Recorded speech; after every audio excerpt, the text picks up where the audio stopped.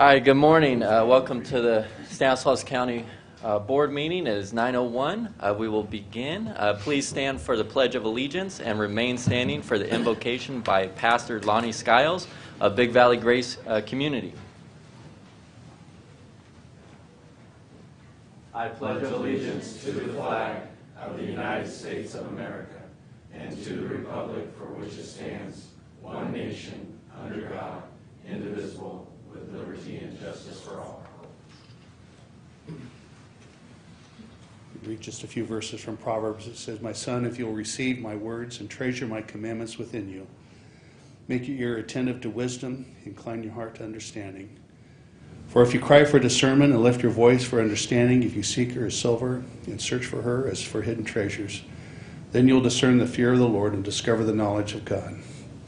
For the Lord gives wisdom, and from his mouth come knowledge and understanding." Let's pray. Father, hallowed be your name.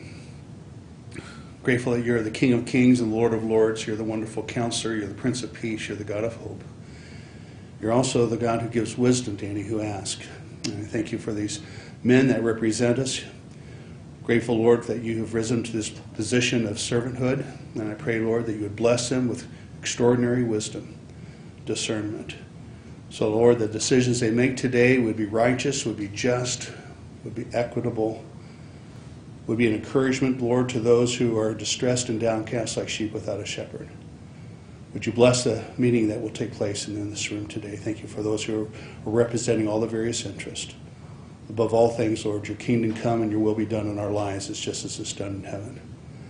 So we give you this day, this meeting, for your glory, for your purposes, that our community might be blessed, that we enjoy the freedoms and the prosperity you've given to us. And we give you the praise and the thanksgiving in Jesus' name.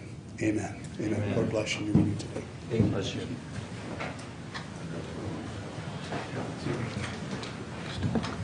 Beautiful words, Pastor. Thank you very much. Okay, we're going to move on to presentation. An update from the East and West Stanislaus Resource Conservation Districts.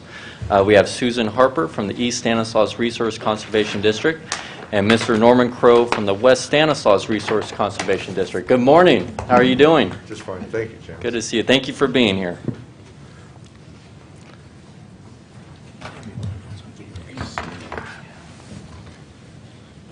Okay. First of all, resource conservation districts are a unique special district. We are by a total volunteer body, and we don't have any regulatory powers. But the beauty of it is we bring all forms of agriculture together and try to answer and solve many, many problems and work with a lot of different agencies. So we have two different resource conservation districts that operate in Stanislaus, and I'll speak first about the East Stanislaus since I'm on that board. And it was in 1996 that there was a combination between Slida, ST&J, and portions of Balico. Anyway, so we are on the east, and we do quite a few of the programs, and then I'll let Yeah, on the west side, was originally the Oristema Resource Conservation District. It actually started about 1950, and we joined and merged with the Patterson RCD, and we cover the entire west side up to all county lines. Right, so the purpose of RCDs is to provide leadership in identifying local resource conservation needs and advocating for effective solutions and working towards their implementation. And I think that's one of the things that I appreciate about being on this board, or about being a part of a resource conservation district, is how they bridge the gaps, or they make the bridges between producer and programs.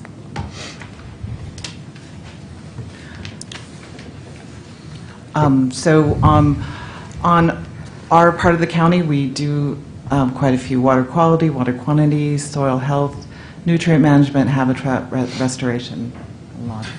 Yeah, on the west side, our priorities are a little bit different because of our soil types, soil erosion, water quality, and working right now with all the different agencies. Water quality seems to be a real a real high priority, and we're also going to do a pollinator habitat to reintroduce the monarch butterfly. So this is an overview of what we've been working on since 2019, since we weren't able to come speak to you during that time.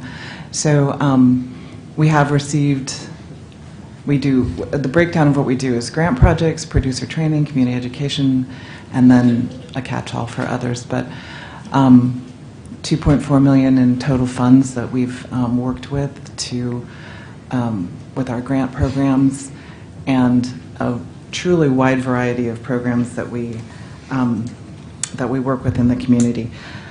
And some of the highlights have been, we were just talking about the junior chef. It was always a popular program, and now it operates in the schools, and it's expanding hugely. And we also do hedgerow projects, and we do monarch and pollinator projects as well, and we also do a lot of technical service and easements, and West End has those as well. Okay, a lot of the grant projects, we work hand in hand with the Natural Resource Conservation Service, and they're doing pump testing and irrigation evaluations. A lot of these systems are getting quite old in a lot of these orchards. They'll come out and do an evaluation and find out what are you lacking, what's worn out, what maybe you might replace or correct.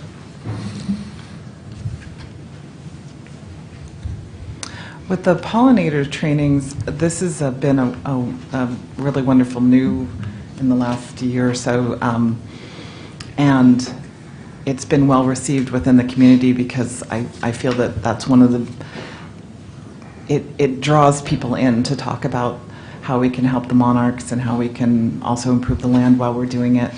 So it's been very well received, and the number of milkweed projects that we've had and plantings that we've done. Okay. This is kind of special to us as West Side Ranchers meeting. This is going to be the 39th year at Frank Raines Park that we will have this. It's going to be April the 6th this year.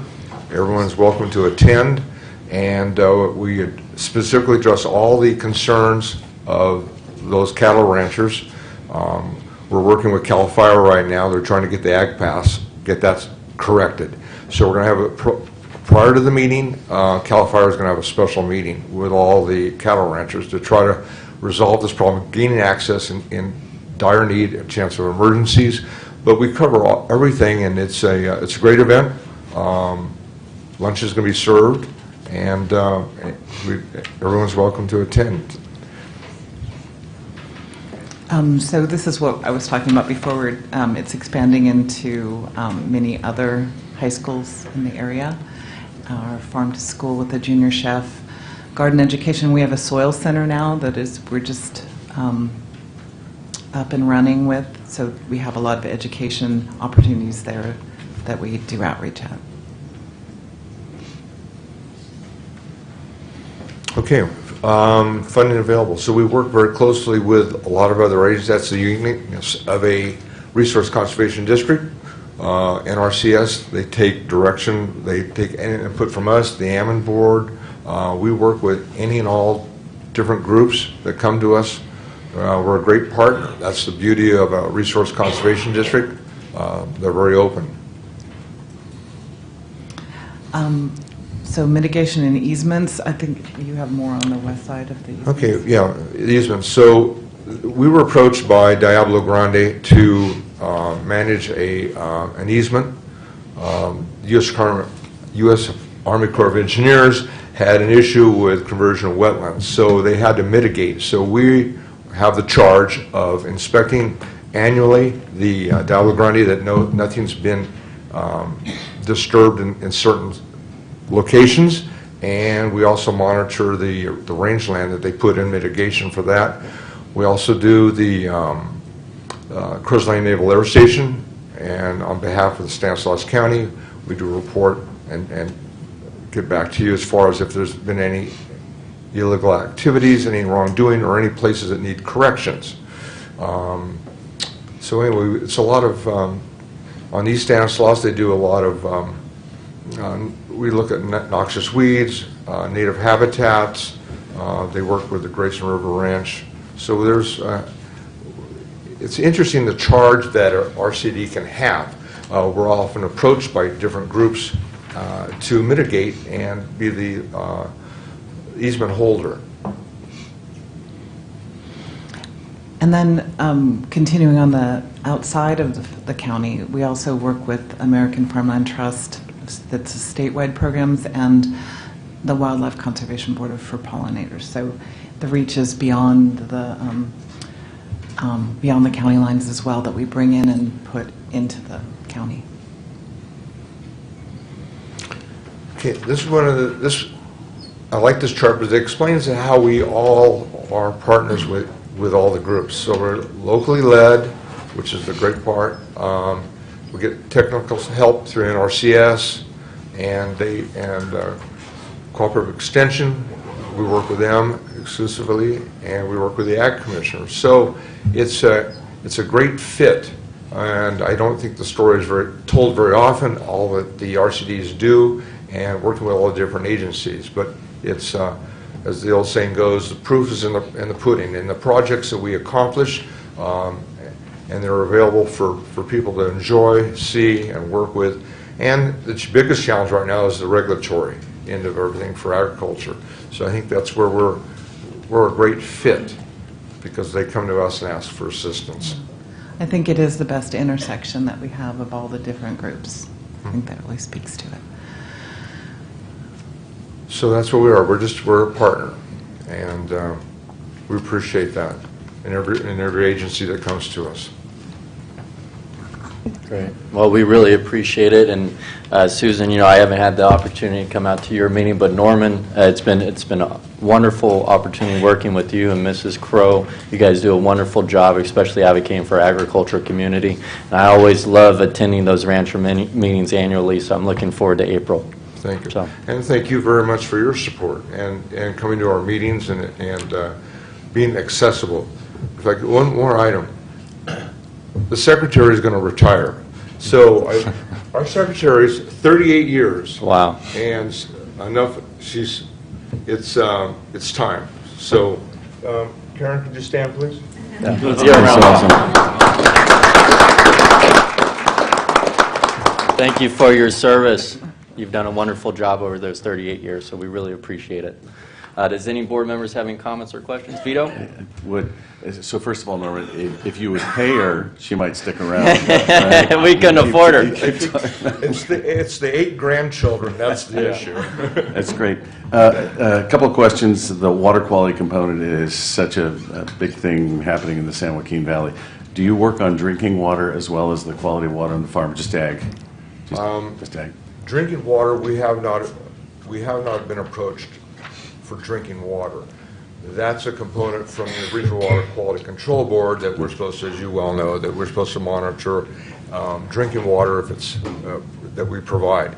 So right now we're looking at improving the water quality, because on the west side we have what we call runoff, which is unique, and that's a real problem. So the Regional Water Quality Control Board is telling us that we need to reduce that amount and hold the sediment back, because we found that the pesticides attach themselves to the soil particles, and that's been our biggest challenge. Of course, with the amount of orchards going in, we're not getting that, but we're seeing a change and back to row crop farming. So in light of the prices of nut crops, so we're seeing a change. But yeah, the challenge there. And Sigma is going to be a real hard one for us. You know, we're fortunate with the Sigmas. They're definitely saying you can't take out more groundwater, you know, than you're replenishing it with. So that's our big challenge, is that we don't overdraft. So we've got a lot of work to do. Yeah, and it looks like you've been really successful in receiving grants, which is great. Who writes your grants for you? Trainer. So, of course. She's very good. Wonderful. And again, if we can be of help, this is not, we don't have grant writers on, but if there's technical expertise, I know that you work with NRCS and some of the other folks that have a lot of the expertise that you're looking at, which is great. And you talked about monarchs really quick. Why monarchs and not bees? Why not just all pollinizers, or is it just a benefit to all of them? Because I think that I'm more familiar with the specific ones about monarchs, but I know that it is all pollinators when we work with hedgerows and some of the other programs that we put in place for producers. So, I think We that try to make it all inclusive to all pollinators, but right now the funding. Sorry. Yeah. you just come up, just Right, come up. right now the funding for the last 2 years since monarchs were put on the endangered species list, there's been a lot of funding. And so through that, we were able to create a regional working group specifically for monarch habitat, but we've been able to cross that over with that same working group to work on habitat for all pollinators. Right. Because it's a very important aspect of ag. Great. And I see you have some vacancies on the Resource Conservation Yes. District. Are you trying to recruit, or should we be recruiting for you? How do you think? And we have yeah, we'd love to have you recruit for us as well. It'd be wonderful. Okay, that's perfect. I just want to say again, you have the power of convening, right? We talk about that as a Board of Supervisors, how that there's a lot of success when you can get people to show up. But I look at your circle, that exactly what you were talking about, Norman, and the people you have on there are trusted by the producers too. And in order for people to buy in, you have to have UC Cooperative Extension, you have to have NRCS, people that both the producers trust, and then the output of the RCDs, whatever comes out of your study, is trusted by the public. So I think you guys are in a real important spot. I appreciate all you do. They're all thankless jobs when you're doing it. And again, to the folks behind you, I know who do a lot of hard work. I appreciate again everything. Thank you. Absolutely. Thank you so much. Thank you all. Thank you very much. Thank you. All right, moving on to the public comment period. Public comment is a time for those in attendance to speak on items not related to the agenda. Please state your name for the record, direct all comments toward the dais, and so it is fair for every speaker, keep comments to the 5-minute time limit. I see we have a comment card from Mr. Donoso. Mr. Donoso, good morning. How are you doing today? Fine, sir. Thank Good. you very much. Mr. Chairman, thank you for the opportunity. In April 2nd, 2019, the Board Supervisor approved the purchasing of the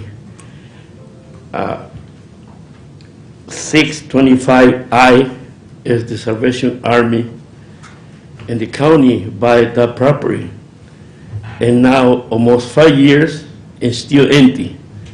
The question is, what happened? At that time, the chairman was Mr. Whitro, and I asked many times the question, and the answer is, we don't know, and we're going to see what happened. So I'm going to send a letter to the auditor, the Treasury Department, and the Procurement Department or Purchasing Department, and ask what's the problem. Is any problem with the Salvation Army administration? Is there no funds in there? What's the problem? Thank you very much. Thank you, Mr. Donoso. And we will do our best to get you a response. It might not be a response you like, but we'll do our best to get you one. Does anyone else in the public have any comments? Okay. Seeing none, we will close the public comment period. Moving on to consent. Do any board members have a wish to pull any items from consent? Okay, seeing none. Do any members of the public wish to pull any items of consent? Okay, seeing none, we'll bring it back to the board for action. Motion to approve. Second. So we have a motion by Supervisor Buck Conda, a second by Supervisor Manny Graywall. All those in favor? Aye. All those opposed? Okay, passes unanimous, 5-0.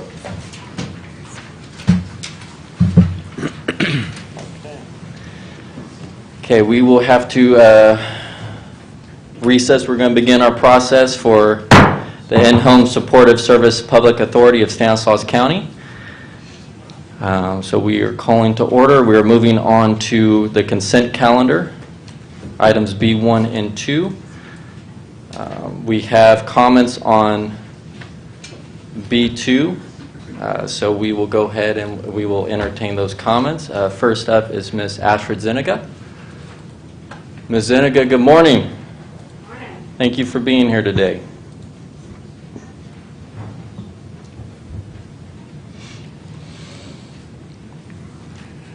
Good morning, Board of Supervisors. Most everybody here knows me by now, but for those in the audience that don't, my name is Astrid Zuniga. I am the statewide vice president for United Domestic Workers, AFSCME Local 3930, but most importantly, I'm a home care provider for my adult child, Manny, who has autism, intellectual disabilities, and epilepsy. So I stand before you today urging you to ratify the IHSS contract. We've been coming here for 9 months now, early in the mornings, late in the evenings, and everywhere in between. But we do this because our clients are worth it. And that it is important to pay those who do the work, both family and non-family members, who dedicate themselves to this worthy pursuit of helping our community's most vulnerable, a living wage. The new contract that was negotiated and ratified by our membership may not go all the way to where we need, but it is a huge step towards a living wage. Now we ask you, as our elected representatives, to take the last step and ratify this contract. I thank you for your time and consideration in this, and I look forward to being back here in a little over a year. So, thank you. Have a good day. Thank you for your comments. And also, we have a speaker on item B2, Ms. Nora Ho. Nora?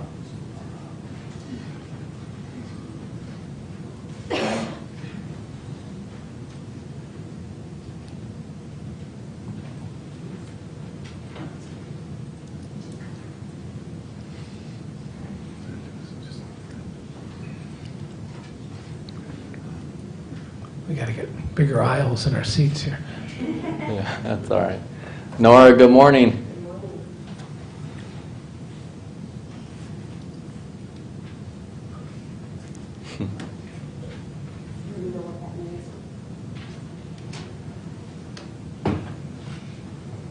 Thank you for being with us here today.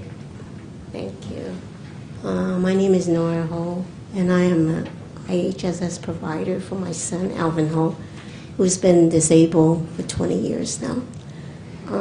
I come before you this morning to ask you to approve our contract and give home care provider a much needed cost of living adjustment. The last year has been very difficult. It's between the price of gas, heating, and food has become more difficult to keep our clients safe and well taken care of. This new contract is a huge step toward living wage for providers here in Stanislaus County. The new wage set forth in this contract, while it may seem modest to some, may be the difference between having a roof over our heads or none, food on the table, or an empty belly, hope or despair for thousands of home care providers here in Stanislaus County. We want to thank you in advance for doing the right thing and approving our contract. Thank you. Thank you, Nora. Okay, do any other members of the public wish to comment on this item? Yes. Mr. Donoso. Thank you, Mr. Chairman. It's a shame that we had to wait almost 9 months to negotiation. In the same time, the report for 2030 in regard to the economic boosting of the county is not reflecting that. So when you're talking about $28 for hour to in the future, in the next 5 to 10 years, it's a shame that we are not talking about that.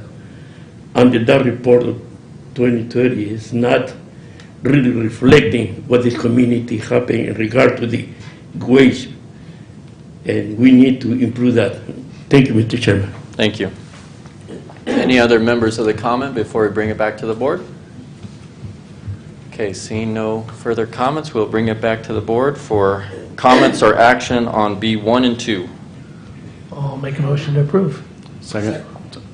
Okay, we got a motion by Supervisor Withrow and a second by Supervisor Chiesa. All those in favor? Aye. All those opposed? All right, passes unanimously, 5-0. And what is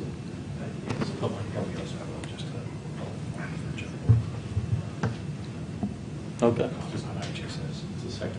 Okay, we'll open, I guess we have another public forum, so anyone else have any other, on IHSS, anyone else have any comments? Okay, no comments for public forum, so we will adjourn the public authority, and we will resume the Stanislaus County Board of Supervisors meeting. So moving on to discussion items. 7.1, the approval to accept the providing access and transforming health capacity and infrastructure transition. We have Mr. Ruben Imperial and Mary Ann Lily Tengowski to give a PowerPoint presentation. Looks like we just have Mr. Ruben today. Oh, no, Mary Ann's here. Oh, she's here Oh, too. okay. Oh, there's Mary Ann. Sorry. I didn't know if you'll be sitting up here or not, so okay. Good to see Mary Ann.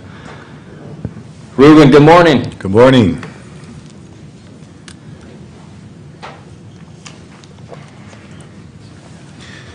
Chairman Chance Condit, Board of Supervisors, County Council Bowes, and CEO Hayes, I'm Ruben Imperial, Assistant Executive Officer, supporting our county's health and public safety departments.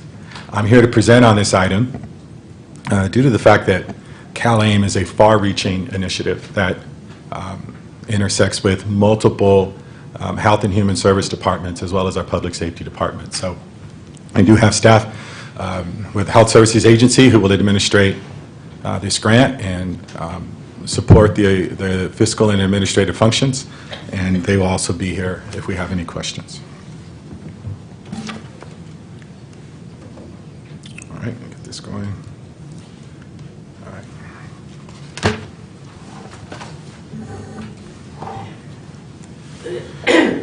So this project is about the implementation of CalAIM.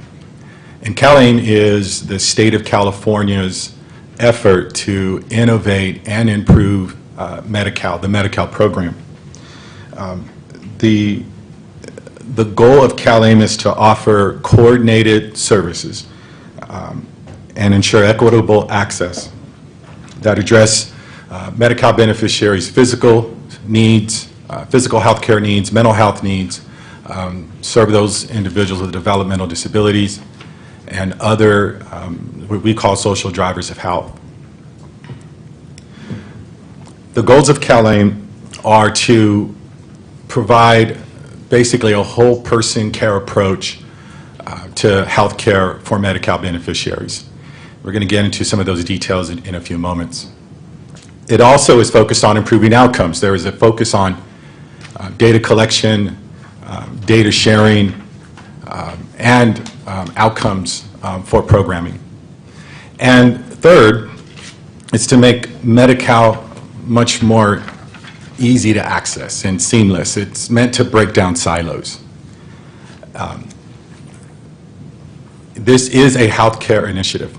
Now, I want to say a few things before we get down into the next details. First and foremost, this is what we call a managed care mandate or a managed care strategy. The organizations in our community responsible for the implementation of CalAIM are our managed care health plans, which in our county is HealthNet and the Health Plan of San Joaquin. So when I'm talking about CalAIM today, and I'm going to start talking about the services that CalAIM will be able to provide and the work that the county is going to begin to do to build capacity to provide those services and to integrate those services, it's important to note that this is a managed care initiative, that we are setting ourselves up to integrate these managed care services within our systems of care. We may also be considering providing these services as well. But CalAIM, and especially the services that I'm talking about here today, are the responsibilities of the managed care plans. So this graphic represents the systems that serve our Medi-Cal beneficiaries. And you look at the top of the graphic, you'll see that CalAIM focuses on children and families, adults, people with disabilities, and older Californians. And then on the bottom, you'll see the primary or the priority populations. It's people with serious mental illness and substance use disorders, medically complex, people involved in the criminal justice system, those experiencing homelessness or housing instability, foster youth, or people at risk for institutionalization. And I'm sure that many of you noticed that list. We often bring that list of priority populations into this boardroom, talking about various initiatives. And CalAIM is focused on addressing primarily the needs, the healthcare needs, the mental health care needs of those folks listed at the bottom of the slide. In the middle of the slide, you see that those are the systems of care that primarily serve Medi-Cal beneficiaries. You have physical health care, behavioral health care, oral health care, social developmental and intellectual disabilities, and then long-term services and supports. And then you have their social drivers of health. The goal of CalAIM is for managed care plans, and for instance, Health Plan of San Joaquin and HealthNet, to begin to provide what we call whole person care. And I'm going to be using enhanced care management for this presentation. But they are now mandated for those folks along that bottom list of populations. And to give you an example, one that we deal with often in our community is homelessness. So for individuals that are homeless, that are Medi-Cal beneficiaries, they are now required to provide enhanced care management, which is basically case management services to ensure that these folks get all of that care that they need. For many years, primarily case management was provided by organizations that were funded to do it, like the county mental health department. And they had an ability to bill Medi-Cal for case management through our mental health plan or through our county mental health treatment system. As of this summer, managed care plans now can provide, and counties and other providers can now bill the state for managed care or for enhanced care management for those folks that are along that bottom list of people, and making sure that they get access to care in a way that is focused on the whole person care model. And this is an example of what at times our system feels like it is now. And I want to talk a little bit about social drivers of health. We understand what those other systems of care are. One of the things that CalAIM now provides with enhanced care management is the ability to bill for services to address what we call social drivers of health.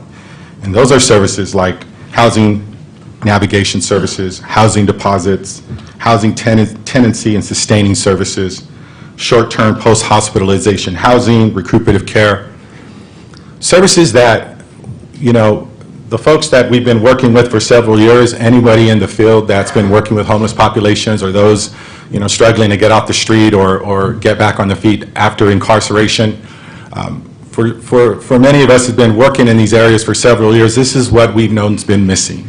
Case management to help folks navigate through not only the healthcare system, but those social drivers of health. So now CalAIM has implemented, and the state of California has now provided funding through managed care plans to provide these services. And there are initiatives within CalAIM that are focused on, for instance, providing and addressing social services for social drivers of health. And we're going to talk mostly about that. But a lot of these initiatives are also about taking this siloed system and beginning to integrate it better. And there are a variety of things that we're going to be looking at to do that. One thing I'll say about this one more time is that overall CalAIM is meant to fix the siloed system to better integrate care.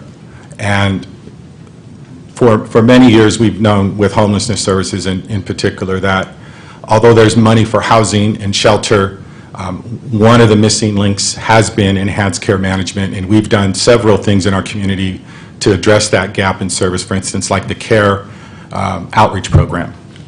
That basically is an enhanced care management provider. They're providing the same services. Now we're just going to have a funding stream to begin to bill beyond, for instance, that program is funded by the CCP funds. We're able to now bill managed care program.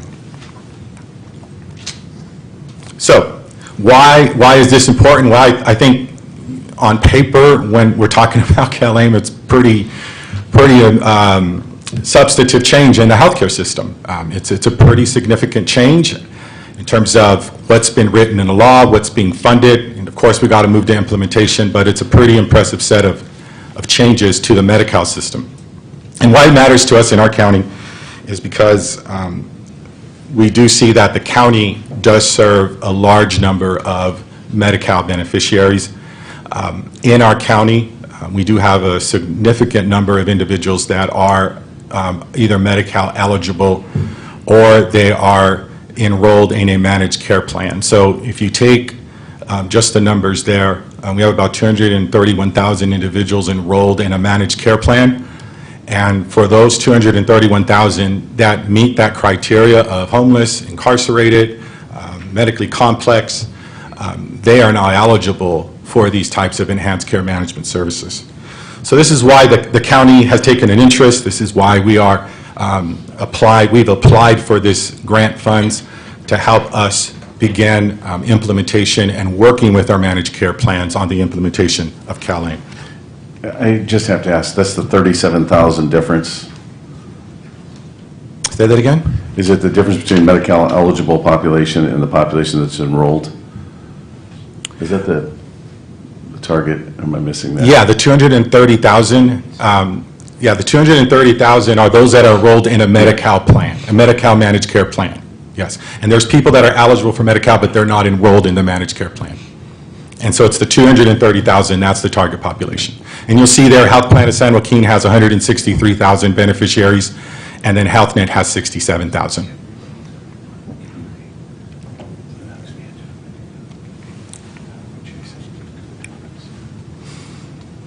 You still have a... He's answering my question. He's answered your question. Thank you, Terry. Actually, Ruben, if you wouldn't mind, just if you go back to the last chart, if you could just describe what do we know about the other 37,000 folks? I think that's really the question. That's really the question. That's the question. So what do we know about those other 37,000? How are they being served in this overall system, if at all? That are eligible but aren't actually. Yeah, enrolled in a managed care plan, and Mary Ann can explain that. I'll do the best I can. The enrollees that are not eligible to enroll in one of the managed care plans, it's about their individual aid codes, and it may be a subset of the benefits. Maybe it's pregnancy only because of some circumstance, so they're not eligible for the full scope of benefits that the managed care plans administer. So they have Medi-Cal eligibility for a subset of benefits, and they can't enroll in the managed care plans. So they're not the population that this is targeting. That absolutely is what I'm asking, and I'm working after so many years on being able to phrase a question, actually ask what's going through my mind. I apologize, but that... No problem, no problem. Yeah, Medi-Cal, for those that work, just the regs, the complexity of the populations often lead to very complex questions and complex answers at times, so thank you. Okay, so as far as the implementation of CalAIM services, you see as of January, the managed care plans have been implementing CalAIM for individuals and families experiencing homelessness, adult high utilizers, and adults with serious mental illness and substance use disorder. And they have been securing providers here in our county. They have been able to secure a provider called MedZed. They are currently enrolling other providers in our county. Some of them are already providers for BHRS, but I'll talk a little bit more about that in a moment, but they have been busy implementing this, and as part of our partnership with them, we are now beginning to work through this grant that we've been able to receive to begin to assess within the county organization the best, what's the ideal way for us to get involved and begin implementing these services ourselves. So as of January 2023, Phase 2 will kick in, and those are adults at risk for institutionalization, nursing residents who desire to return living in the community, and Phase 3 of July 2023 is going to be children and youth with serious emotional disturbance and enrolled in California Children's Services. And I'm sure we will be bringing additional information on those two phases as we begin to roll those out as well and begin to do our work. A lot of the work that we're going to be doing through this grant is to be implementing and integrating those planning processes and working with managed care to implement those within our organization as well. So the support for CalAIM implementation, providing access and transforming health. It's a $1.8 billion initiative through the state of California to provide funding for on-the-ground partners such as the county and other community-based organizations to implement whole person care or enhanced care management and community supports and services for the justice-involved populations. There is also a component here for justice-involved program development, and that is primarily to support the implementation of pre-release Medi-Cal enrollment and intake suspension process, as well as the delivery of Medi-Cal services 90 days prior to release. So what that means is with individuals now as in the criminal justice, with individuals that are in the criminal justice system now as a priority population and that are homeless, there is funding and there is some work that we're beginning to do now to make sure that when individuals are in jail, that their Medi-Cal doesn't lapse, or if they don't have Medi-Cal, that they're signed up for Medi-Cal, because they now have this option for enhanced care management. So we don't want their Medi-Cal to cease or to be suspended. So we've been working with the jail for the last several months or the last few months on a strategy and a process to make sure that we have a plan and services in place. So as they're in jail, we get them signed up for Medi-Cal, so when they leave, we can provide those enhanced care management services, and there's no disruption in their continuity of care. For individuals with severe mental illness, for individuals that are homeless or criminal justice involved, that's what that is. And we did receive some grant funding to do that work, to begin implementation or to begin to put an implementation plan together.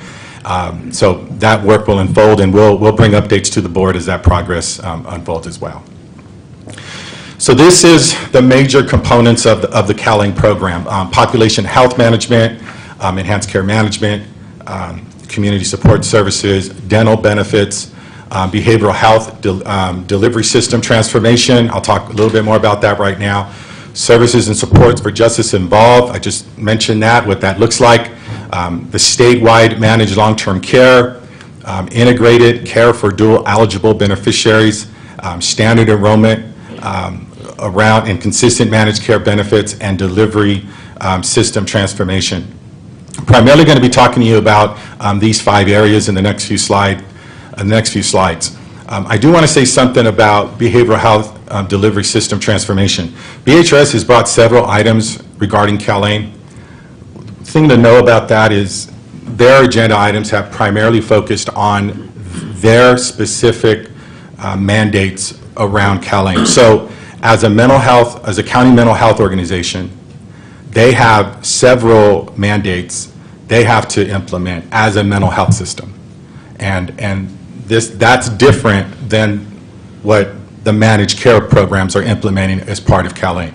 So CalAIM has, remember, far-reaching departments, lots of people implementing it. The BHRS items that have come forth have been their own mandates and requirements regarding CalAIM. They've got to implement an electronic health record, there's billing codes, there's payment reform, there's a variety of things that they need to do internally that is different than what we're talking about here today. So I wanted to make sure that that was brought up, given that we brought several items to the board regarding CalAIM with BHRS. So enhanced care management. The best way to describe this is that we know that for these populations that we're focused on here through CalAIM, one of the major challenges that we have is that help them get to the services they need to get to, navigate the services they need to get to. Once we engage them in services, making sure that they don't fall out of case management or fall through the cracks in the system. That's one of the major challenges with the homelessness service system. And so folks going in and out of the criminal justice that have medical complex issues, this is exactly what is needed in our community. Enhanced care management comes from a statewide pilot called Whole Person Care and Medical Home Model. They've been doing pilots for the last 3 or 4 years, a year or two ago, they were doing it 3 or 4 years ago, 3 or 4 years, pilot programs that showed when you did this type of enhanced care management, whole person care case management, making sure people got to wherever they need to go, there was improved health outcomes for these individuals compared to those that weren't getting this type of service. So that's where the state decided to begin to implement whole person care or enhanced care management across the state of California. These case management services are meant to meet people where they are, on the street, in the shelter, in the doctor's office. There's a list of services called community supports that address social needs, and I'll talk a little bit about that. But the thing that I feel most of us in this room that work with these populations on a day-to-day basis is that last bullet point. Enrollees will have a single enhanced care manager who will coordinate care and services among physical, behavioral, dental, developmental, and social service delivery systems, making it easier for them to get the right care at the right time. And that's what this grant is beginning to help us to do, is to assess within the county, how do we begin to integrate and implement these services across our systems of care in partnership with managed care. And remember, this is a service that managed care is responsible to provide, but given the interactions we have with these systems of care, it's important that the county is leading and is part of these processes. On a side note, I wanted to mention some provider models that we're currently working with them on, just to give you an example of what that looks like. And in addition to managed care bringing on an organization called MedZed, and I do believe they have a few other providers, they're also beginning to talk to some of our local network of providers, like street medicine, the street medicine model. So basically they're looking for a local health provider. I was able to meet with a few of them last week, where basically they send out medical providers into the community, and they're providing what's called street medicine, and trying to get individuals that are on the street, that are homeless, making sure they have some stability around their medicines and medication. Individuals both with health conditions as well as mental health or substance use disorders. So that's a new service that we have in our community. That is not, we've had some pilots here, I think a few years ago. Golden Valley, I believe, did one. We have some version of that with our care program outreach, but not a full street medicine model. Right now, the managed care plans are seeking a provider to begin that service here in our community. And of course, that will be integrated within our broader systems of care. Another one that the county has been working on for a while is the community health worker model. And for the Spanish-speaking communities, we call this the Promotora Project.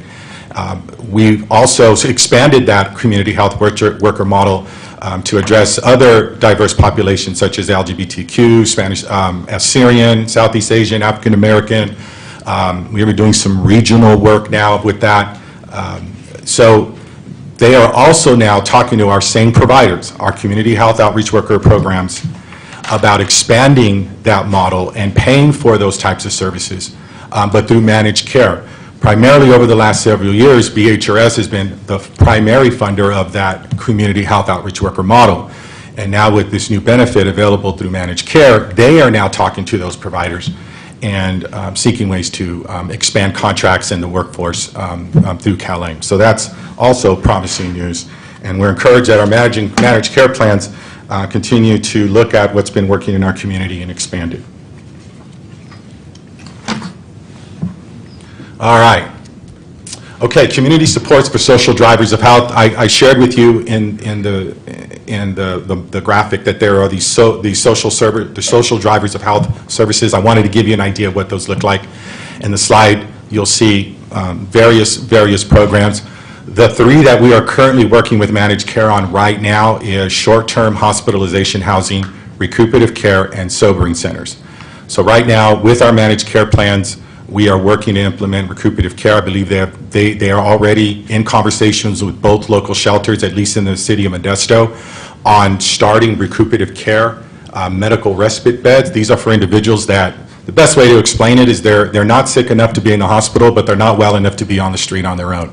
And we have not had recuperative care, medical respite in our community, and these are the folks that will be discharged to a shelter. They have a medical provider that visits the shelter, monitors their health, their wounds, things like that. And both shelters, the managed care plans are in conversations with them about expanding recuperative care and short-term post-hospitalization housing at the shelter. We are also working with them on sobering center services. There's a few things that we're working along with them to look at their various models in various locations within the community as well. So, as you can see, when it comes to CalAIM, it's pretty far-ranging. Actually, I believe on paper this looks really, really promising, and it is the answer to a lot of the needs that we've been talking about in our community for a long time. Now we got to get an implementation. We got to start, setting up programs and community effort and systems development and billing for these types of things. And this all rolls out like it's out on paper. This is going to be a real enhanced care for our community, especially for those experiencing homelessness. And there's a variety of other things, especially around intersecting with those with mental health conditions. So to get going with this work, we applied for what's called a PATH grant. And the grant is for capacity and infrastructure transition, expansion, and development projects. So this is funding that will help the county get organized and develop an internal strategy to integrate all of these services within our systems of care. And, of course, managed care is responsible to implement these programs, but given that the county and our organization, touches and interacts with, a few thousand homeless people a year, we've got, 28,000+ individuals in our health services agency clinics. We have on average over 1,000 individuals in jail. We've have over 5,800 families on CalWorks. We've got several thousand a year that we serve through our county mental health system. This is an added benefit and resource for our community that we've got to start to build up some capacity to integrate. So we've applied for a grant, and for this to be successful, counties need to be at the table. We need to be working with our managed care plans very closely, which we have been for the last year. Even before I came over to the CEO's office, myself, along with Mary Ann and others, have been meeting with our managed care plans on the implementation of this project. And given our day-to-day contact with these priority populations, we feel it's very important that we are at the table and providing leadership in this area. We have been working with an organization called Health Management Associates. They have a relationship with the county for several years, have been working with HSA on a variety of healthcare projects, and they've been a great asset to us in supporting us in helping us think through strategy and how to implement. They are supporting several other large counties throughout the state of California. I think the list of counties includes San Diego, Los Angeles, Riverside, San Bernardino, San Francisco. And interestingly enough, they were just awarded the grant to support the implementation of Care Court across the state of California. And our county is one of several counties implementing Care Court right now. So they also were awarded that.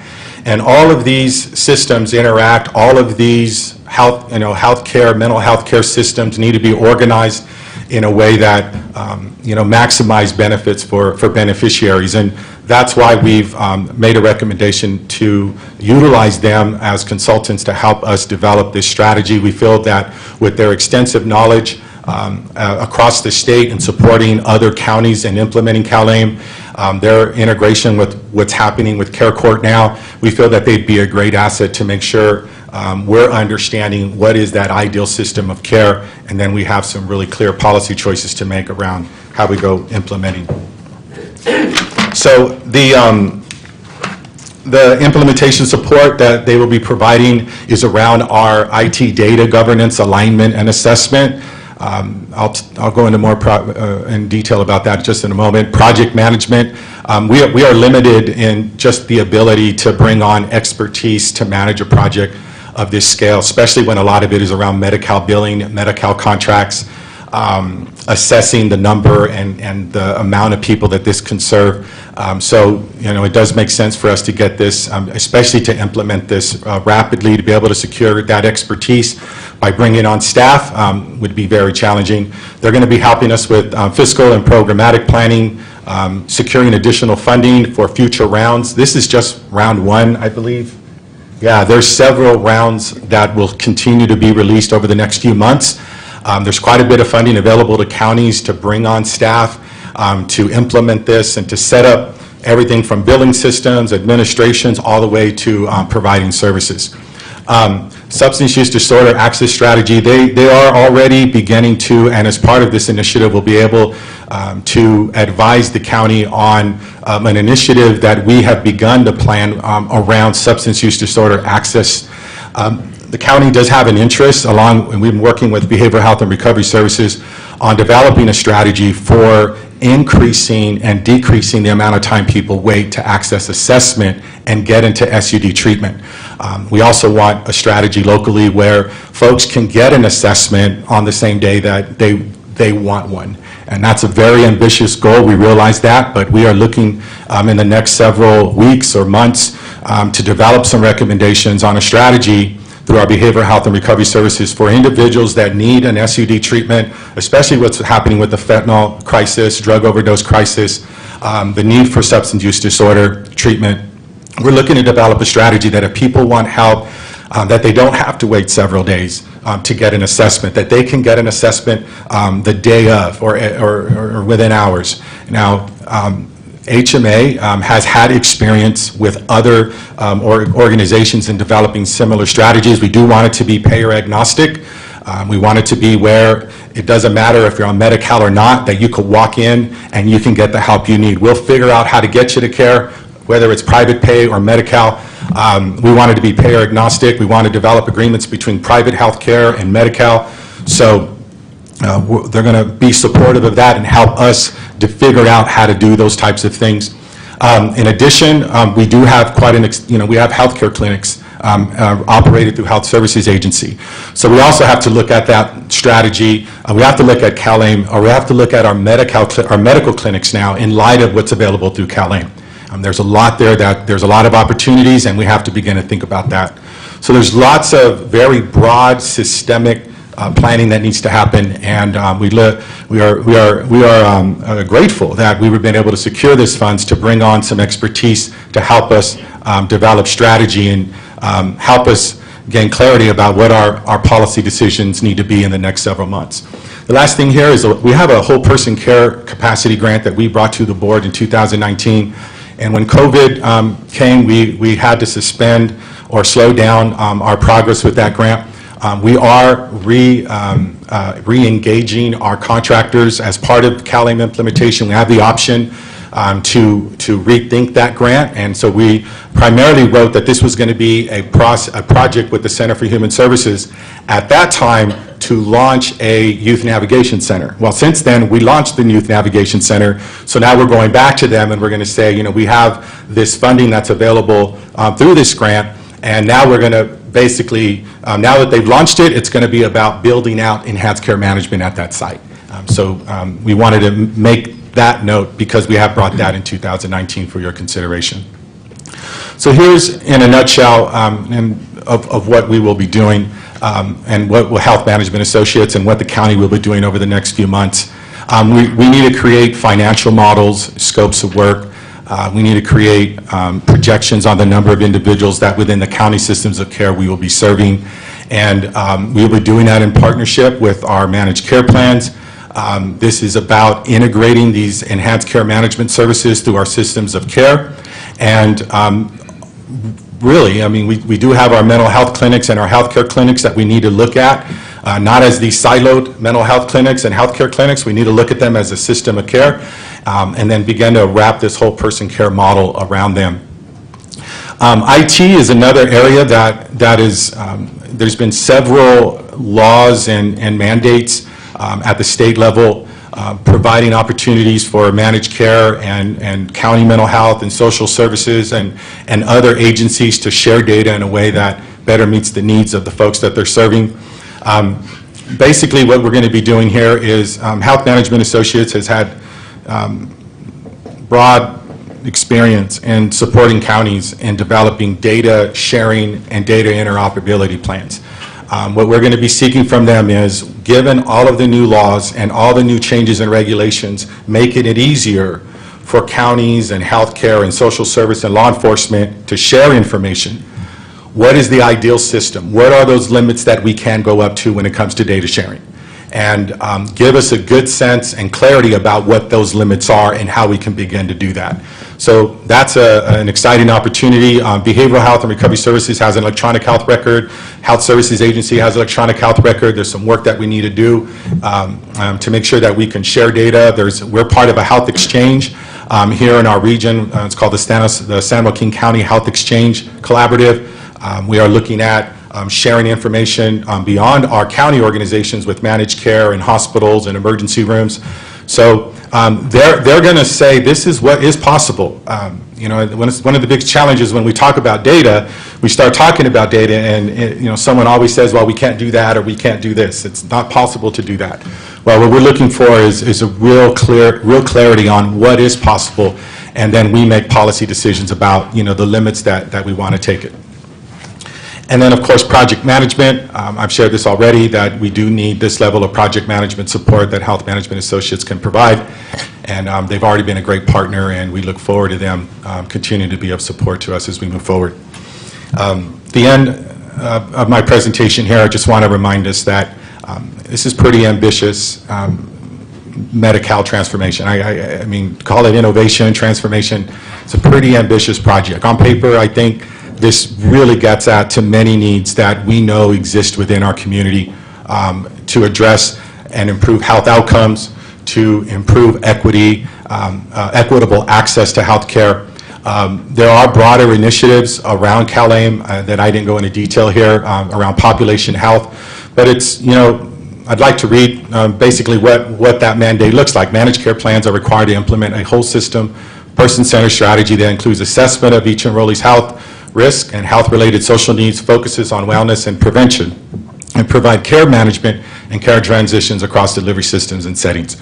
And if we could get to that, and if we can be a good partner with our managed care programs to get to that vision, I think that is going to be a significant improvement in a local healthcare system.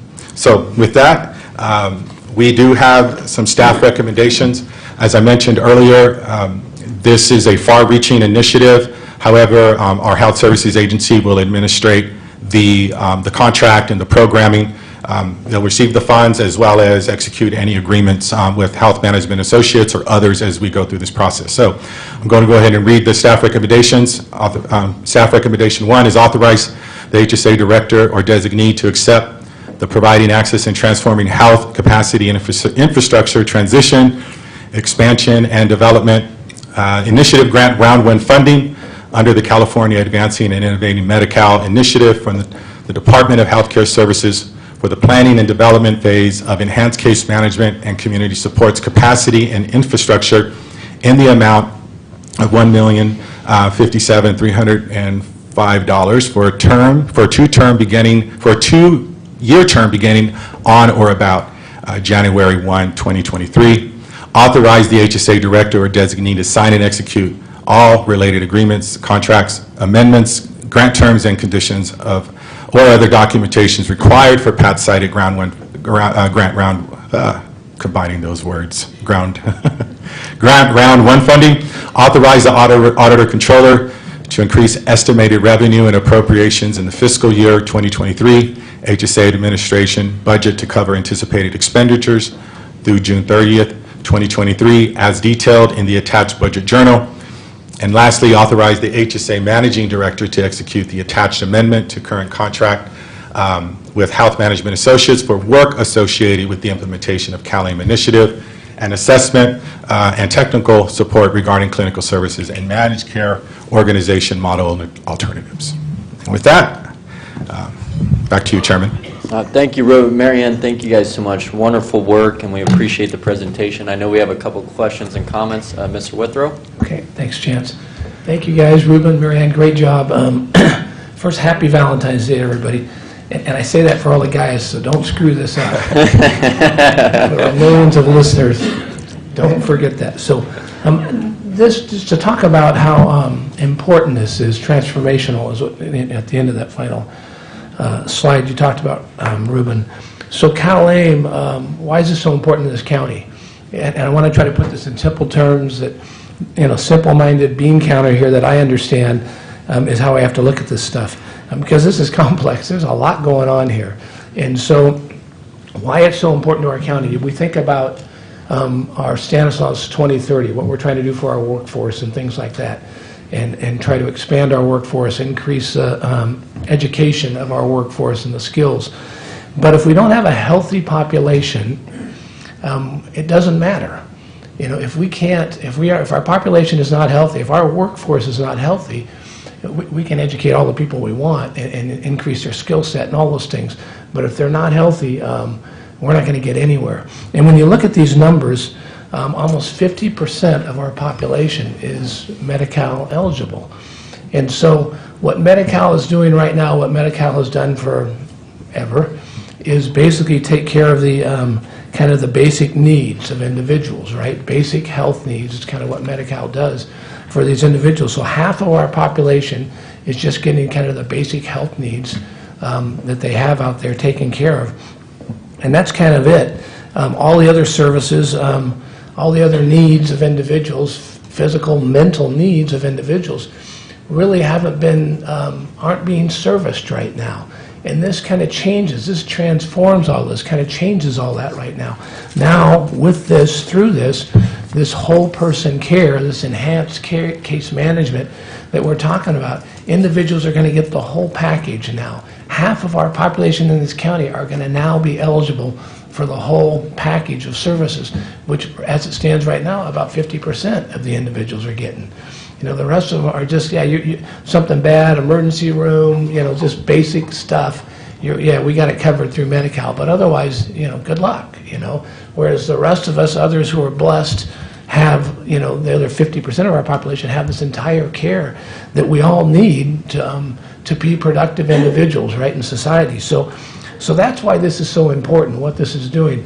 And sorry, I got a million notes here that I've been looking at. We've, in the past, for those 50% of our population that only have Medi-Cal, they've only been able to get those other services, maybe through community-based organizations or nonprofits that are funded through grants or charitable contributions that provide these services right now. And correct me if I'm saying something wrong here, but that's where, if you want those additional services and you're a person that's eligible for Medi-Cal, you have to look for these other opportunities that are, and it's splintered throughout the county, right? It's just splintered throughout the state as far as, and we have a ton of great organizations, community-based organizations, nonprofits that do try to provide these other services that would qualify to get us to this enhanced case management, but their funding is limited. They're always looking for grants. They're always looking for contributions to be able to provide those services.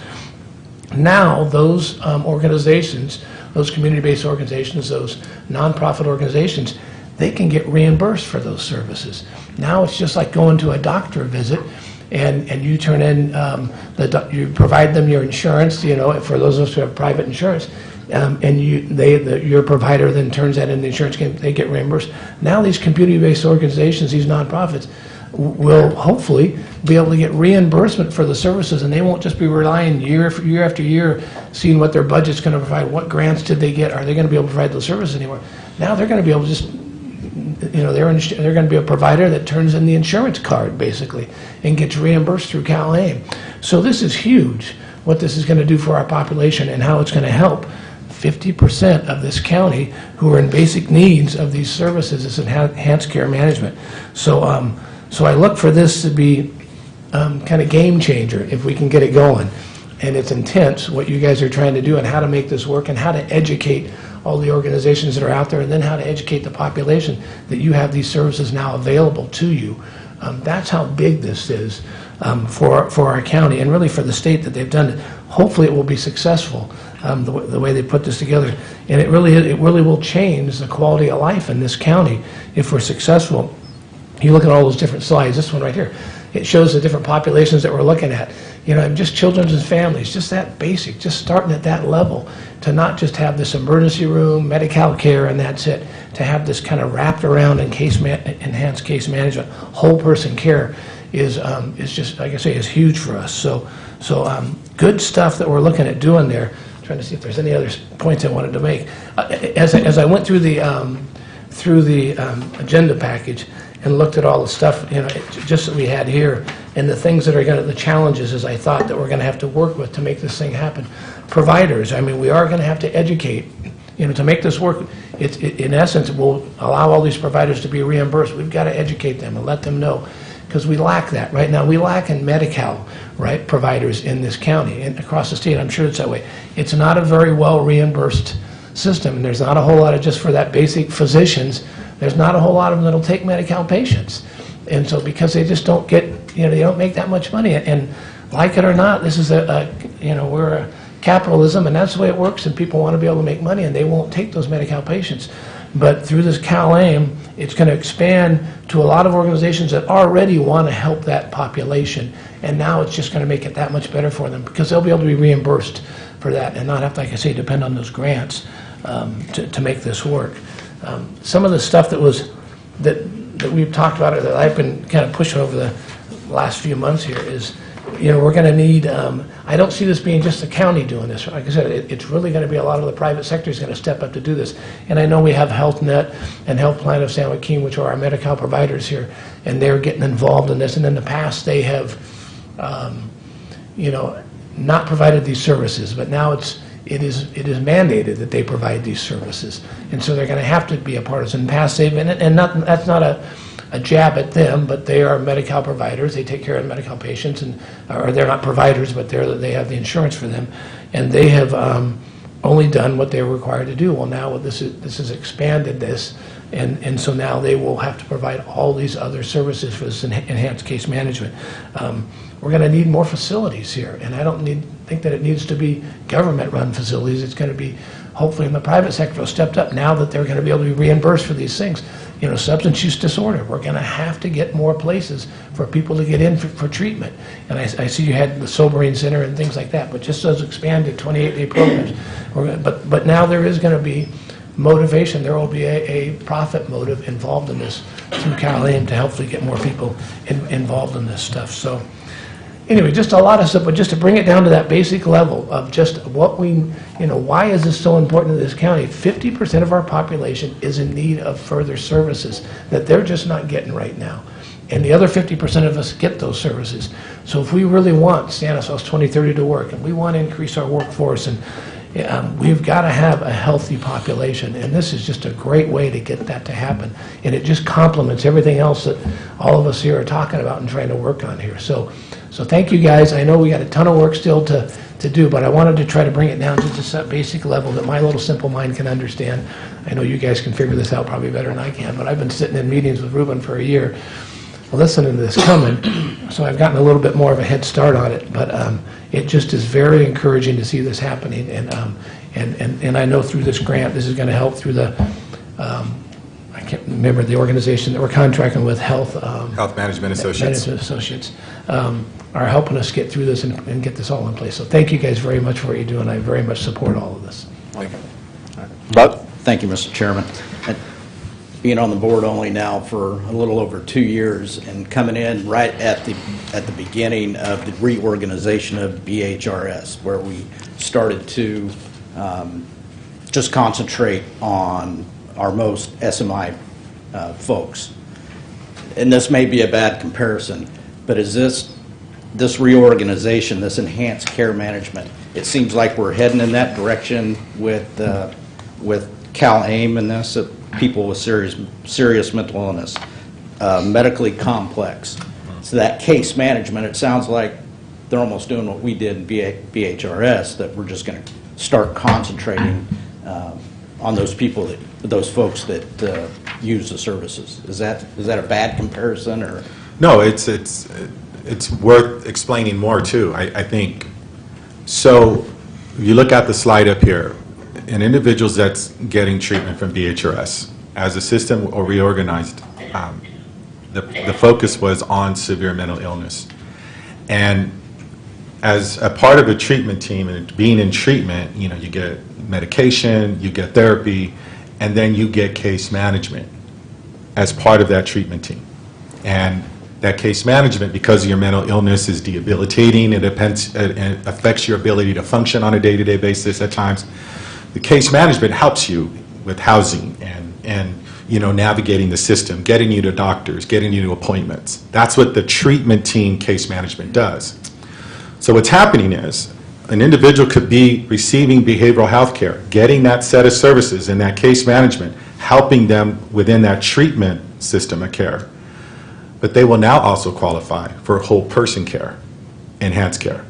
So they can also qualify, in addition to the case management and the treatment that Beatrice is providing, that they will also qualify for enhanced care management. And that enhanced care manager will make sure that they, in addition to the mental health treatment that they need, they're going to get the health care they need, their dental work done, their long-term support, and then the social drivers of health. So what the state did is they realized that for individuals with mental illness, there was case management being done in the treatment team, but there are a broader range of needs that those folks need, and that's why they did whole person care. Now, if you look at the other populations, like justice involved, medical complex, at times, those populations don't have case management because they're not part of a treatment team or part of a program that had that level of case management. So for those individuals now, they're going to get that enhanced care management. So yes, it aligns with what we've done at BHRS, and a lot of what we did there in the restructuring around the data, the electronic health record, payment, we started changing our codes and our rates and to align much more with what was coming with Calumet in the future. Thank you, Ruben. As far as paramedicine goes, is that going to plug in anywhere in this? Often the first step of somebody needing help, it's going to be out on the street. Yeah. So I'll say a few things about paramedicine, and Marianne will have a few things to say. I think the street medicine model that I just mentioned to you, that's one version of that. I know paramedicine connects up also with what we've done with behavioral health crisis and some of those things. So yes, there are intersections here. The street medicine program is a much, it's almost more of like an outreach team with medical providers on the team that go out and do like in the street wound care and making sure people get medicine and then taking the medicine back out to them, and they can take the medicine to them, those types of things. It's a very aggressive model. So yeah, there are some intersections there. Marianne, you want to add anything around paramedicine, the current project we have here? Well, what I was going to say is that some of what both of you have said, that some aren't getting any case management. Some are getting case management, and it's so fragmented. It's from different touch points, different parts of various programs that are helping this population. With what Ruben said about, a lot of this is about trying to be more integrated with the data management piece, that there is the potential that more of the EMS system would also be part of the shared electronic health record for at least some data points, which can help with some of that integration. But there's so many pieces and parts to this. It's going to take time and an awful lot of dedicated commitment to get to the integration that we really need. All right, and this is the first step. I know there's a lot of ways to go. And I just see this as an opportunity it may have the effect of relieving some of our use of our emergency 911 systems with our ambulance uses and also our emergency rooms. So I see this as a plus. Yeah, one part of, in addition to Calumet, there's several other initiatives that we're working on with managed care, but it's the mobile crisis response. That's going to continue to be funded and to continue to be a focus at the state level. And the emergency departments, I've talked to some of the CEOs recently about integrating enhanced care management, especially for some of our hospitals that have a high percentage of Medi-Cal beneficiaries going in for emergency care. Embedding enhanced care management within their emergency rooms, and it's all about reducing those repeat hospital visits, those 911 ambulance calls. So, thank you. All right, seeing no further questions, we'll open it up to the public. I do have a speaker card from Mr. Donoso.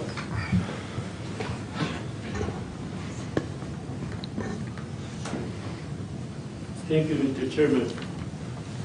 It's amazing how the whole proposal recommendations around housing, and at the same time in 2030 proposal recommendation of the program from Mr. Hayes, he never mentioned housing. And now the issue is the over 40% of the renter paying 40% of his every month. So the housing issue is big. At the same time, he never mentioned the issue of housing. Only mentioned the need for housing, but the housing is the biggest problem we face in this county, not in this county, but the state. Mr. Chairman, under the authorization of HMA, over $1 million for the year January 2023. The issue is the problem that we're facing in regard to the racial ethnicity and equity. He never mentioned that in this proposal. The HSA and the county south don't have policy and plan in regard to the racial equity. The HSA don't have that policy and plan regard to the race, ethnicity, equity plan. So when you talk about over $1 million and over 230,939 clients, who are the clients? He never mentioned the data or the demographic, only mentioned the numbers. So when you talk about data, it's missing that part. So I wonder why we are working, with who are we working? Mr. Chairman, the other one is the executive order 9/16/22 from the governor of California mentioned the racial equity is supposed to improve all the services. I never mentioned that, Mr. Chairman. The policies and the plan they have, the different agencies supposed to do the contract, he never mentioned that under the contract, how the racial inequity and ethnicity going to be implemented. So how good is these agencies, especially regard to the health net and the San Joaquin plan, never mentioned regard to that. The other one is the limit English proficiency, and I mentioned that either in any contract in regard how they're going to communicate that to the different languages that exist in this county. In under Demily Alatorre Bilingual Service Act, he never mentioned that either. So, Mr. Chairman, the other one is the early enrollment over the 230,000 entry is the clients are not being served or going to be served or supposed to be enrolled already. So that a little bit confusing, like Mr. Chesa was confused in regard to what happened to the 30,000 phase that. The other part is, Mr. Chairman, in regard to the fund, under the 8th Amendment Agreement, page 1, the Health Management Association Inc. going to receive $1,650,000, and that is not in the layer of the budget. So very confusing, Mr. Chairman, and not really transparency. In one side, you talk about over $1 million in regard to the new contract, and at the same time you have another number under the contract, and I hope so that Mr. County Council review that. So it's two budgets, two different budgets. So the question is, for who we going to approve, or you board going to approve? It's very confusing. At the same time, what the management association either don't have a plan in regard to race, ethnicity, and equity. So, Mr. Chairman, I'm going to send a letter to the state in regard to the questioning of these 3 or 4 issues in regard to the how the this county has not been in compliance with this thing. Thank you, Mr. Chairman. Thank you, Mr. Donoso. Anyone else from the public wish to comment on this item? Okay, seeing none, we'll bring it back to the board for action. Just before we do, Yeah, sorry, Derek? Miguel, I appreciate your passion, but at some point we got to, this entire thing is about helping our disadvantaged communities. 50% of our population, all of our efforts are about trying to help our disadvantaged communities. I'm very proud of this board, of our organization, and all that we do to try to help the disadvantaged people in our community. So sometimes it just gets hard to take sometimes to hear some of these things when I know that all of our efforts are specifically for the populations that need it the most, regardless of their race or ethnicity. We are here to make a difference in our community, and this whole CalAIM is all about the population that needs it the most, and very proud of what you guys are doing, and thank you. Any other comments? Okay, I will entertain a motion. I'll make a motion to approve all staff recommendations. Second. Okay, we have a motion by Supervisor Withrow and a second by Supervisor Buck-Condit. All those in favor? Aye. All those opposed? Okay, passes unanimously, 5-0. Ruben and Marianne, thank you very much.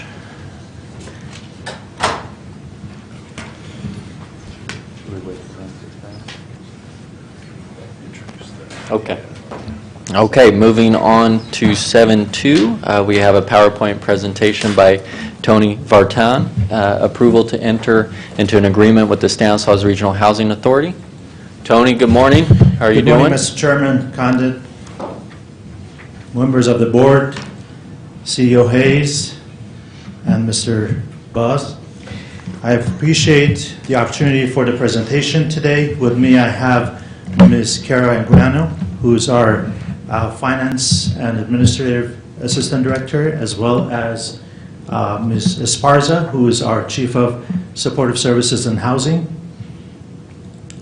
With us in the audience also the Executive Director of Housing Authority, Mr. Jim Krause. Behavioral Health Services, of course, has a continuum of housing projects, and these are modeled under the Housing First model, which speaks to individuals should have housing in order to be successful in their treatment. The continuum of our housing models include our emergency, transitional, as well as permanent supportive housing. Behavioral Health Services continues to do internal point-in-time counting the caseloads to really look at what are some of the risk factors, or what are the individuals that may be at risk of becoming homeless within our caseloads. And we continue to see that risk increase, and which it demonstrates really the need for further secured housing units for our population. Now, working with our local partners, we work on developing housing stocks for this population, and we want to continue to increase this housing.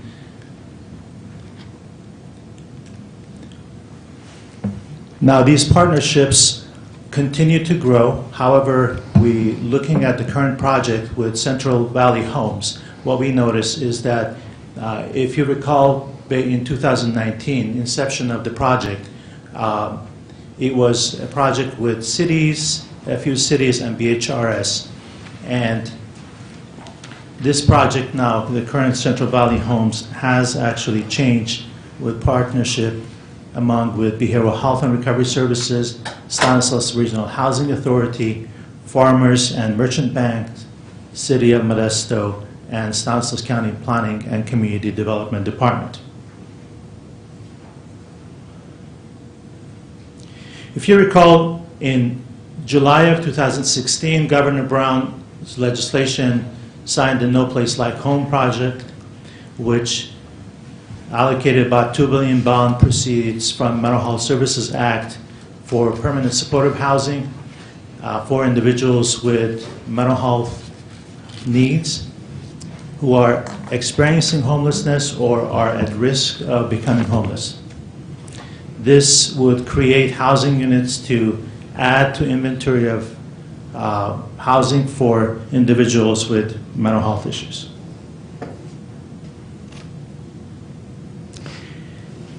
The project Central Valley Homes was initially discussed and approved in 2019 as part of the first part of the No Place Like Home funding, which was approved about $3.7 million, which would have fully funded 18 units at the time. And of course, in 2019, it was about September of 2019, the VHR's department also applied for the second phase of No Place Like Home funding, which was actually granted the funding. At the time, it was decided to pause the Central Valley Home project and actually concentrate and implement the second funding, which would have actually built the Kansas home in order to prioritize the closing of the outdoor shelter. Since Central Valley Homes has actually changed, and what we've seen now is the project has grown from the smaller units into 38 housing units. Now, this would be two locations, one in 413 Vine Street in Modesto with 35 new construction units, as well as 3 rehab units in Park Street in Turlock. Now, out of the total 38 units proposed, 18 will be dedicated to the BHRS population. All units will have amenities and will be equipped for all the items that would be convenient to our consumers to live comfortably in. Particularly the 413 Vine Street project is King Kennedy, which is outlined in blue on top of the map. This will be 23 construction permanent supportive housing with 15 units dedicated to BHRS clients, and 8 units will be for the veterans. The Helen White outlined in yellow, the bottom of the section, will be 12 new construction units that will be classified as senior affordable units. And that's the aerial map of the 1143 Park Street. Now, this is in Turlock, and BHRs will actually have access to all 3 units that are rehabbed there. The Central Valley Homes project, the referral process will include entry through the coordinated entry system. Individuals would have to meet the criteria of serious mental illness, and these individuals will receive BHRS services, which will include case management, peer support, independent living skills, as well as assistance with community inclusion.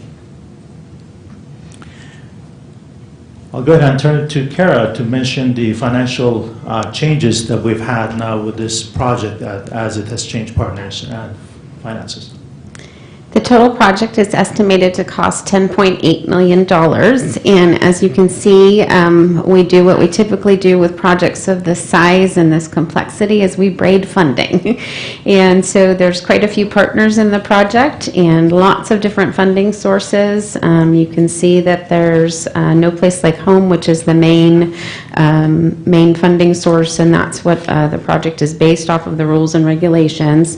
F&M Bank is also providing a bank loan. Stanislaus Regional Housing Authority is putting in some funding. BHRS has dedicated Mental Health Services Act funds already and is here today to request additional authority to put more Mental Health Services Act funds as a temporary solution to fill a gap.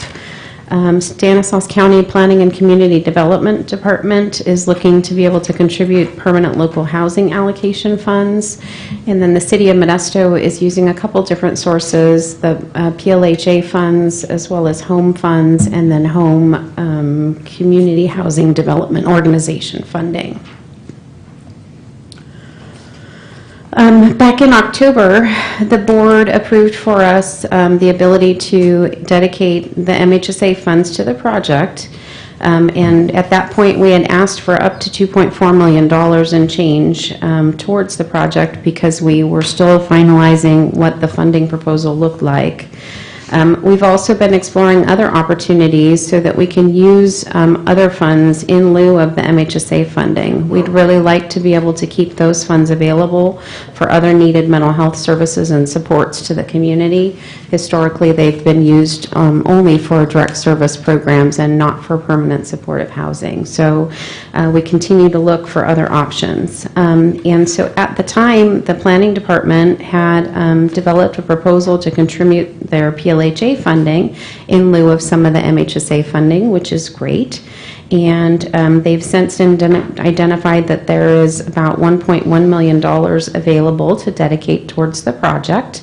They will be returning to the board shortly to ask for authority to go ahead and do that.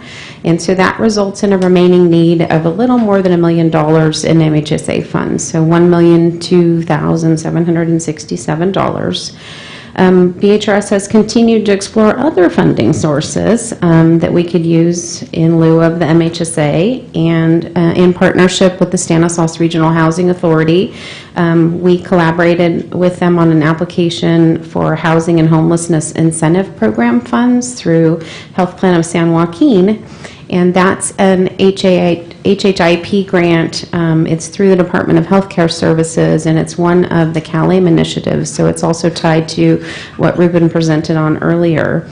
And so that funding is designed to address homelessness and housing insecurity as social determinants of health, and the HHIP program aims to expand and enhance programs that facilitate Medi-Cal enrollees in transitioning to community-based independent living arrangements. And so we're excited that the partnership with the Health Plan of San Joaquin has materialized, and we appreciate their support. However, that funding award is not yet finalized, and so the Regional Housing Authority has been preliminarily awarded $1.68 million, and as we said, it's not quite final. And the other thing that's come up is that the money can only be drawn down once the project construction or rehabilitation milestones have been met, and the Housing Authority just doesn't have the financial means to carry a cost of the magnitude until those milestones are met. So what we are recommending is advancing the $1 million in MHSA funds to the Housing Authority in the form of a loan and disbursement agreement until the HHIP funds can be drawn down. And if you are a person like me and likes to read all the fund details in section 6.7 of the loan and disbursement agreement, the Housing Authority will repay our MHSA dollars to BHRS if they do receive the HHIP money. So ultimately, at the end of the day, sometimes funding falls through, and so if the HHIP money does not come through and it's not ultimately awarded, then the MHSA loan would stay in place and be used towards the property. In that event, the loan would be forgiven in 10-year increments, so it would forgive about a little more than $300,000 a year. Regardless of which funding stream we end up using, BHRS will have sole access to 18 of the units, and those will be permanent supportive housing for persons in need of mental health services and experiencing homelessness, or if they're chronically homeless or at risk of chronic homelessness. The property will need to be used as permanent supportive housing for 55 years, which is a requirement of No Place Like Home, and that's also detailed in Section E of the loan and disbursement agreement. We have 2 staff recommendations for you today. Number 1, approve the loan and disbursement agreement of $1,002,767 with the Stanislaus Regional Housing Authority for the permanent supportive housing units in the No Place Like Home Central Valley Homes project. Number 2, authorize the behavioral health director or designee to sign the agreement with the Stanislaus Regional Housing Authority and any subsequent amendments. Thank you, Karen. And of course, and just want to mention that really this is really a fraction of what I've seen with developing permanent supportive housing using MHSA funds. Usually, based on my experience, the funding usually doesn't come as blended as we've done here, and a good portion of MHSA fund goes toward this in lieu of allocation of the 56 years. So I think we're getting a very good deal, and hope to see the board support on this. Thank you very much. Thank you, Tony. Do we have any questions or comments? Terry? Just real quick, first, thank you guys, Tony and Kara and Pam, thank you guys for doing this. This is a long time coming. This has been, we've been working on this for a while, and I know a lot of things happened in between and moved money to different spots, but in the meantime, for other priorities, but it's great to see this finally come to fruition. And that's just a couple questions I had about that. So how soon do we, maybe I don't know if I need to look at Jim for some of this stuff. How soon do you think, poor Jim, I would call him every 6 months or so and say, when's that thing going to start? So when do you think we actually would have some shovels in the ground and things starting to happen there? We are trying to have a grand opening next month in March. The contractors are already there now on site. The contracts are signed and we had them start so we wouldn't have any more delays. Perfect. I've missed that. I haven't been there in a while, so okay, I haven't looked over there. And it looks like we're taking part of the parking lot of the King Kennedy Center. Is that little parking lot there for the Helen White cottages? Is that coming out of the parking lot there? No, actually, part of this project, the city of Modesto has put in some CDBG funds, and we're going to completely redo that street, Vine Street section in front of it. Okay, so they're not losing their parking lot there. Okay. The other, perfect, that's great, Jim. And then as far as the financing, do you guys do that very often with the bank where they come in and you guys service the bank's debt? I see the F&M financing there. Is that different for you guys, or is that? That's going to be more of our permanent financing for this project. Once we get all the construction done, we'll convert to perm. And that's when the No Place Like Home funding comes in as well. And that's part of what I think there's a misconception that we get that grant funding up front, but really it's a perm financing. So that can come a year to 2 years after the project's completed. So we've got to cover the full financing until the state gets those contracts done. So the F&M loan is temporary, is a short-term loan, is that what you're saying? It will be a combined permanent loan. The No Place Like Home will be a permanent loan for us, and then the F&M Bank will be a permanent loan to close that out. And so that's why it was so important when we talked with Ruben at the county to get these funds, because part of the project costs are, of course, your financing fees for construction loans. And I know you're working some other initiatives to kind of address that portion as well. But when we're working on a project of this magnitude and the interest rates go from what we were getting, in 2018-19 of 2.5% and now they're 6%, it's a dramatic increase in the cost. So being able to use these funds and then repay them with the HHIP funds helps us with that cost factor. And yeah, I just want to commend you guys on the creative financing here. Just the way you guys have patchworked this together is just great. I mean, it's been sitting for a long time, and you guys are going to make this thing happen. I very much appreciate that. And yeah, just I'm glad to see this finally coming together. I have no problem at all with the MHSA money being used for that, even if it has to be forgiven. I don't see that as a problem because, as Ruben explained, we're going to be using the place anyway for mental health services. So anyway, this is really good to see. And like I said, very creative. Good going, guys. Vito? Yeah, thank you very much. And I think it's, when you look at the funding and all the partners, you realize how difficult it is to put together just about anything. And this is, maybe we don't have this many partners, but the Housing Authority, you have to cobble money together from many sources. And so I commend you on that. The one thing I see missing here is I see Modesto is putting in home funds in Modesto, and I know that the Turlock Consortium, of which they're the lead, we've had some back and forth, and they're going to transfer it over to the county, I believe, next year. But I thought there was, and Angela can correct me, but I thought there was about $15 million in that, and I don't see that consortium. They can't provide to the Modesto project, but they could provide to the Turlock project. Has there been any conversations? In discussions with the county planning, they're going to be bringing forward a PLHA funding source, but I don't have any county home funds that are included in this project. So, okay. So I think that's something we need to explore. When I look at these funding sources, and I'm glad you said you're willing to use MHSA, because I am too, as a last resort, because these funds can be utilized for other things that may be higher and better use. And I understand that, but I think we need to exhaust every remedy, not to delay the project, but any potential funding source. And I think we should have a conversation to see if there are home funds available through the other consortium, at least for the Turlock project. Appreciate it, and we'll knock on every door, because we have a few other projects that we're conceptualizing right now for housing. So as you mentioned, Supervisor, I think the more partnership we build and pull in funding, I think the more housing stocks we can develop here. So. All right. Well, thank you so much. As we will open it to the public. Does any members of the public wish to comment on this item? Okay, seeing none, we'll bring it back to the board for action.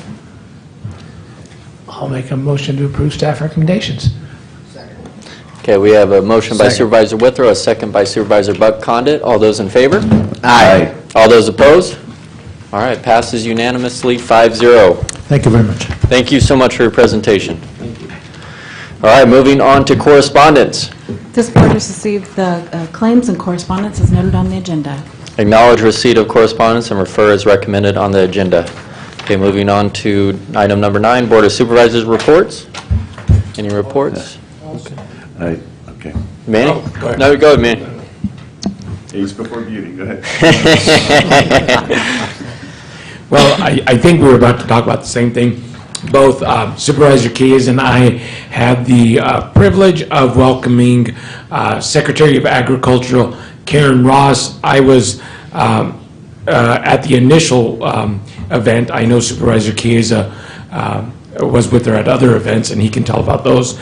But we met with county leadership and STAN 2030 leadership that is concentrating on the biomaterials, bioindustrial part that we just funded last week.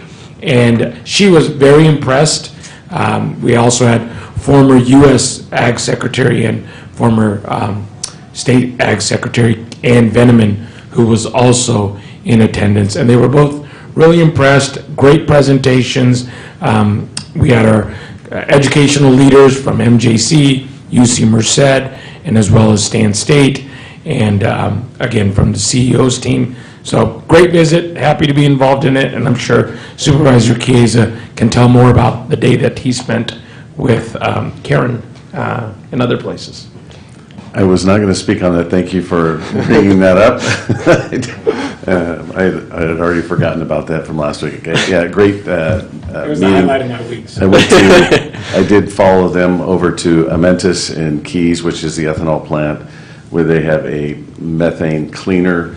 They're hooking into dairies all from Ceres down south all the way into the Hillmar area, blowing in dirty methane gas from methane digesters on dairy sites, and they're scrubbing it and injecting it right back into the PG&E line. So great, we talk about carbon footprint all the time and ag waste, and we're really concentrating on that. So that was good.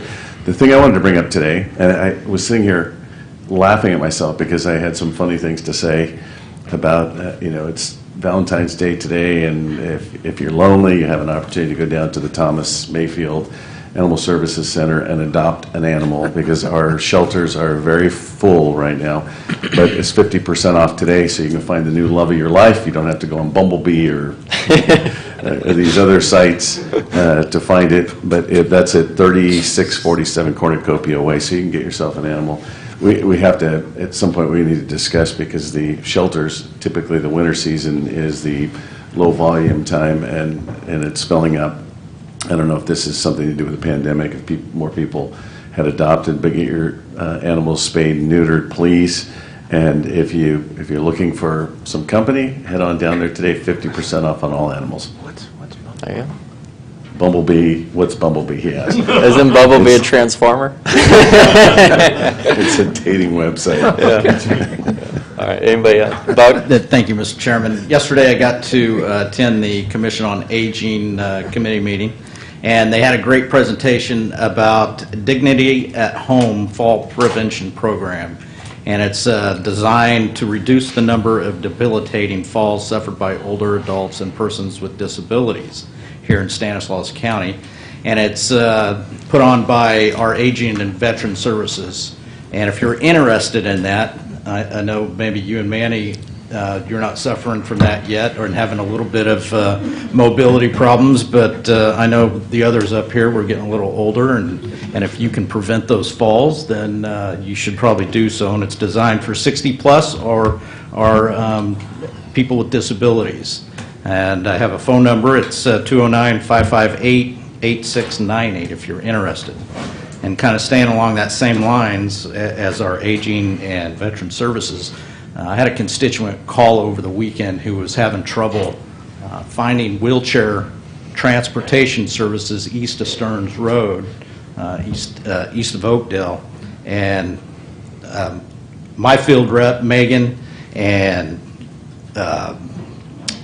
man, why is her name escaping me? I just looked at it. Marjorie Palomino, our Director of Aging and Veteran Services, and Haley Vira, and I hope I'm pronouncing that right, of MOVE, had that solved within an hour Monday morning.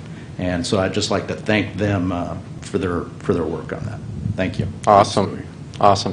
I do have just a quick report myself. I actually got to ride out with our probation department team. I got to ride out with Mr. Mike Walker, who's our probation officer. It's a very eye-opening experience. Definitely appreciate everything they do for our community and our residents.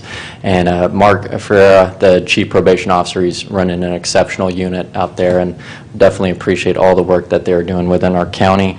Hope everybody enjoys their Valentine's Day. I know I want to wish a special Valentine to my sweetheart, Nadine, at home. Brown nose in there. But the reason I missed today was Valentine's Day. Did you? You're all in pink, man. You got the memo. I do want to welcome our legislative partners. Do you guys have anything to report on?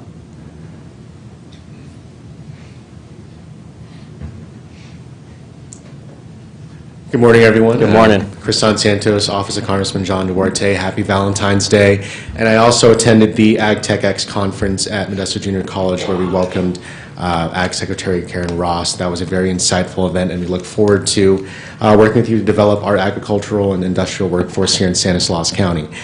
Congressman Duarte had the honor of meeting with Chief Keith Bowen of the Newman Volunteer Fire Department. And it's truly inspiring to see what these brave men and women in Newman accomplish as volunteers. They're immensely proud to do what they do as volunteers, and they're just driven by pure love and devotion to the community. We also had the opportunity to meet with Jeff Fry of the Patterson Fire Department, and we took a tour of West Stanislaus County Fire Protection District facilities in both Newman and Crow's Landing. Our office looks forward to working as hard as we can to make sure that our brave men and women in Stanislaus County firefighting services have the resources they need. We'd also like to extend a congratulations to all the graduates of Academy Class 18922, but especially Turlock's newest police officers, Zach Rocha and Amir Aziz. The Congressman had the high honor of being able to attend their swearing-in ceremony with their families and loved ones in Turlock the other day. And he also had the opportunity to give a few words on the incredible juxtaposition this week has for him regarding law enforcement. He's going to start off this week having welcomed two newest officers to the Turlock Police Force, but he's going to be ending this week at the funeral of fallen Selma police officer Gonzalo Carrasco, who was only 24 years old and leaves behind an expecting wife. Our office stands firmly behind our law enforcement, and we look forward to working with the board, Stanislaus County Sheriff's Department, and other departments in Stanislaus County to build upon the foundation of good work you've already done and have already laid to support our law enforcement and keep our community safe. Thank you, Chairman, for the opportunity to give a report. Thank you. Keep up the good work. All right, we will move on to item number 10, Legislative Fiscal Management Report. CEO Hayes. So not a lot to report on the state legislative front. The deadline to introduce new bills will be this Friday, the 17th, so that kind of formally kicks off our advocacy and reporting out season in Sacramento. And also just want to thank Supervisor Chiesa for the mention regarding our animal shelter and the need for adoptions. We certainly need those. I also want to recognize our Animal Services Director, Vaughn Maurice, who took, he now has a once-a-month standing spot on Fox 40 News in Sacramento, where he brings animals up. But this Sunday was a particularly fun one, where he brought animals from our shelter up to participate in their Super Puppy Bowl on this weekend. So he's doing everything he can to get those animals going, including putting them in these television events. So thank you, Vaughn. That's it. Awesome. Okay. And we do have closed session. Yes, we have closed session this morning. Public employee appointment pursuant to Government Code Section 54957, Subdivision B1. The board will consider the appointment of candidates to the position of Agricultural Commissioner, and we do not expect a report out. Okay. Appropriate for public comment. Any comment from the public? Okay, seeing none, I want to thank Deputy Crowley for watching over us this morning. Thank you very much. We will adjourn at 10:55.